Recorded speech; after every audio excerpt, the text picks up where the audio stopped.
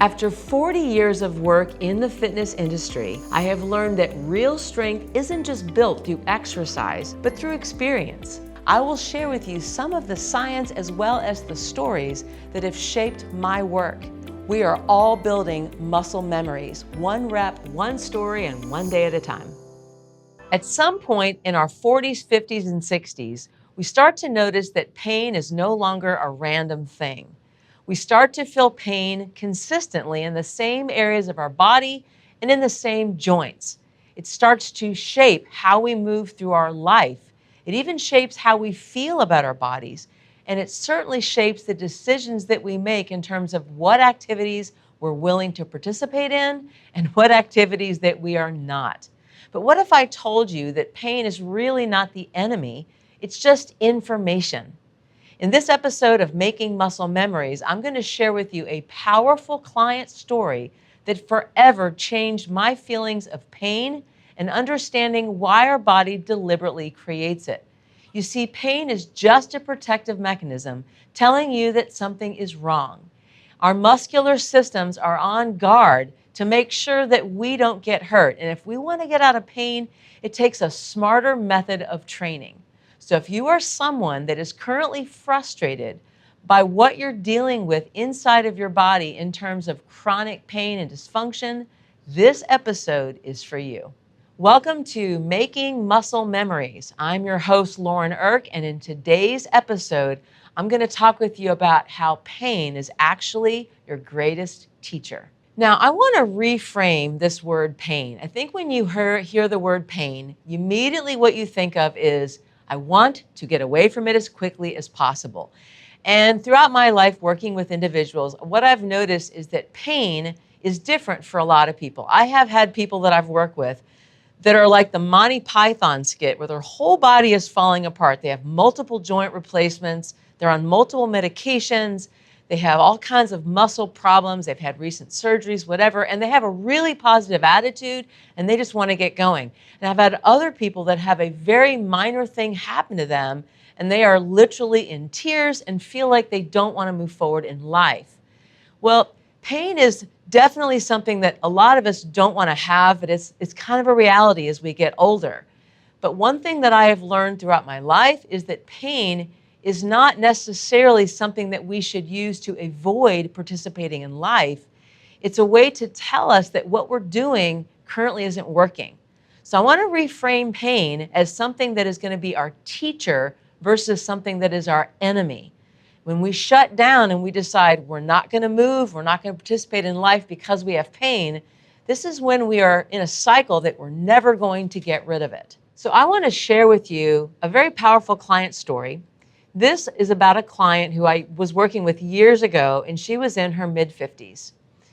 She came to me because she had some severe scoliosis, and for her, her scoliosis was causing a lot of pain in her back.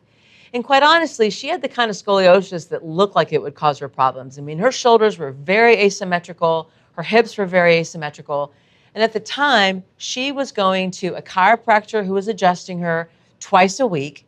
She was doing stretching, she was doing dry needling, and she was trying to get massages as much as possible. And some of these things were working, but they were very temporary. As a matter of fact, sometimes she would come home from some of these appointments and she was 1,000% worse than when she walked in.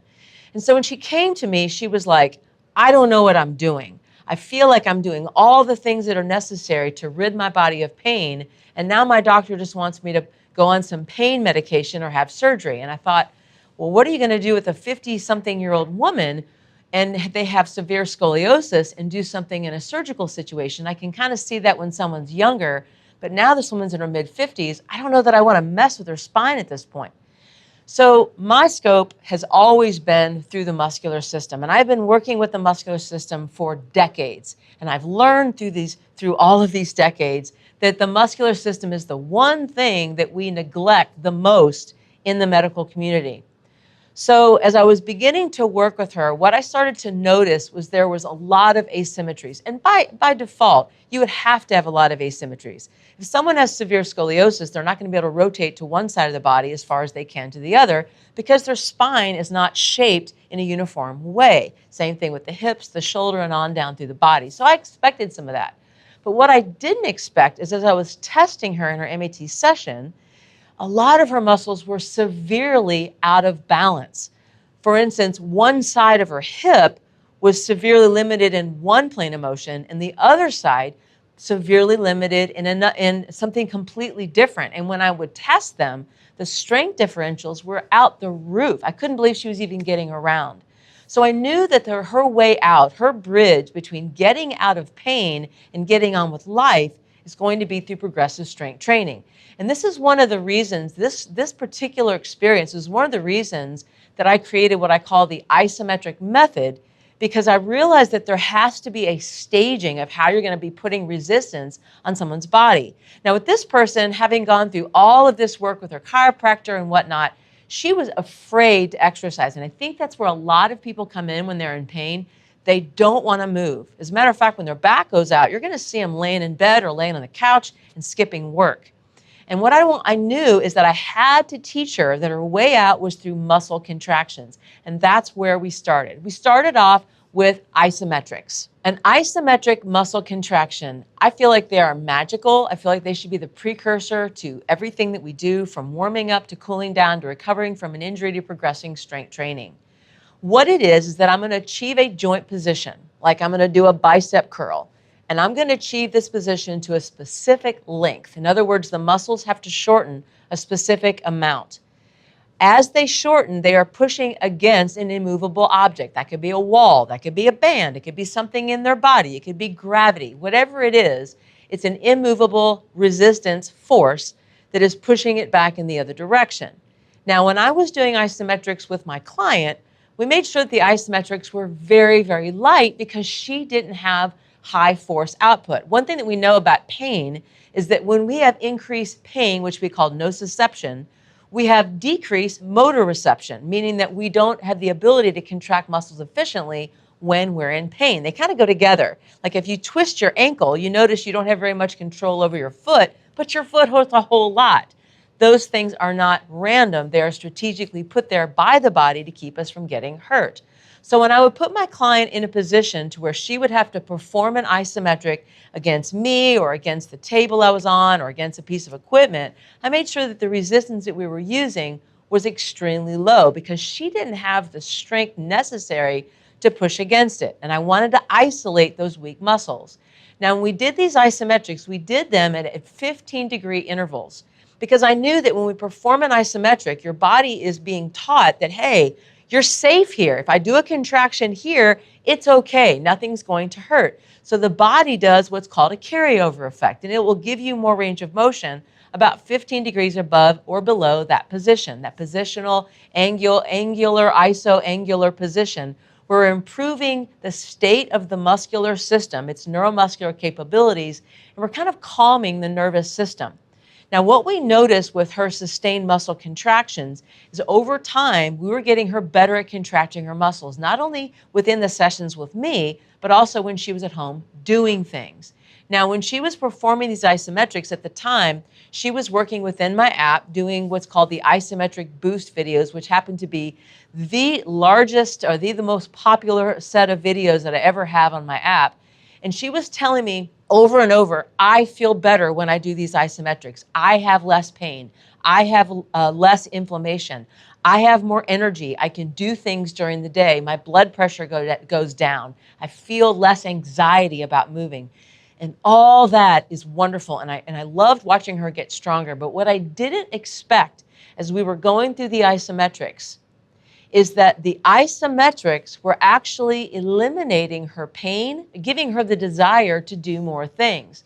Now, we know that research says that with an isometric, with sustained muscle contractions, this creates an analgesic effect on the body. In other words, we don't feel pain, and this helps us to restore muscle function.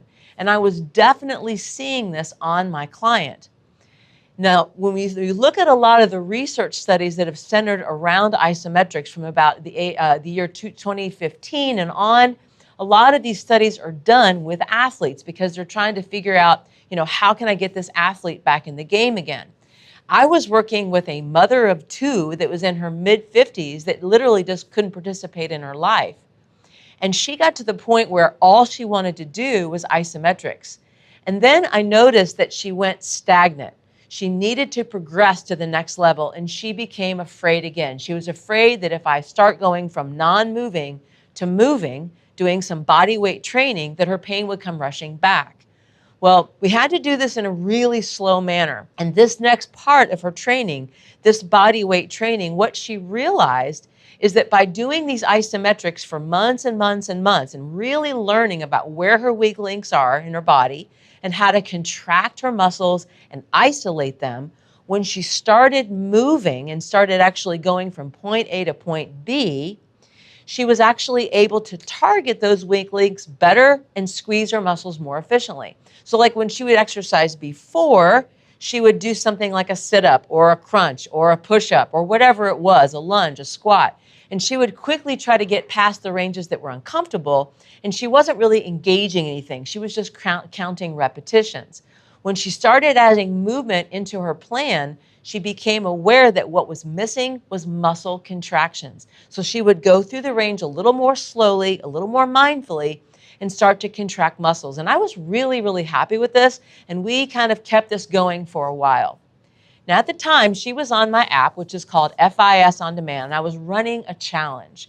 That challenge was called the Ignite Challenge. She came to see me one week, and she walked through the door, and for the first time, I had seen her in a really long time, she said, "I feel amazing." And I was like, "Really? What did you do?" And I was expecting her to say she was doing her isometrics, she was doing her calisthenics and whatnot. She said to me, she goes, "I'm doing the Ignite Challenge." And I went, "Whoa, you're doing the Ignite Challenge?" Because this is a tough challenge. I mean, it was like designed for adults over 50 who are looking to build muscle. So I was doing a lot of compound hinges and squats and rotations and pushes and pulls. And she actually said that lifting weights helped her feel better. And then I started to recognize that, wow, it's all about strength. Her body really craved load, and it was accomplished by squeezing the muscles during her isolated and integrated isometric stage. She was getting really good at controlling her body, but if we didn't continue to progress this, her body would start to adapt, and then we would start seeing some of the old things come back. When she started actually adding load to her body, we realized that's what her body was craving. Her muscles started to generate force because they had to. There was a resistance on the other side. And now she was starting to create even more purposeful, muscle-driven contractions. So guess what happened? My client learned how to climb better, walk upstairs better, get up and out of chairs better, get out of bed easier, have more energy, and not have pain at the end of the day. So what did I learn from this experience? Well, what I learned is that we as a society really need to change our mindset where pain is concerned. I get it. Nobody wants to be in pain. But if you are masking your pain with continuously taking injections or medication, doing some sort of therapy where someone has to do something to you, like a adjustment or a massage or a dry needling technique, those are only going to be temporary. Your body will soonly adapt to those, and you're going to need to do them more often. The only way that we are really going to address pain is twofold.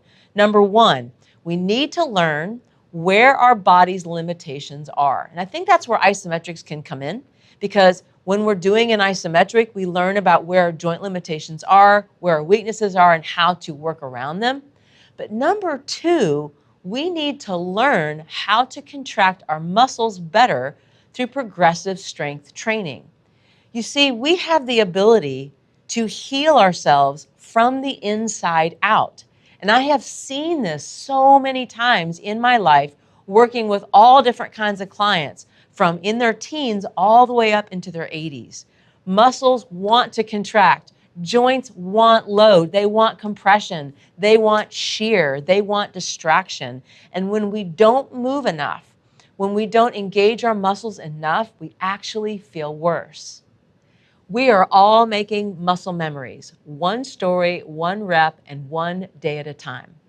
If you want to learn how to get out of pain, get stronger, and get on with life, please keep listening to Making Muscle Memories and check out my fitness app, FIS On Demand, where I have thousands of videos, hundreds of programs, and certainly progressive strength training to help you go from isometrics all the way to the most advanced resistance training. Your key to getting out of pain lies in getting stronger. Thanks so much for watching, and I'll see you next time.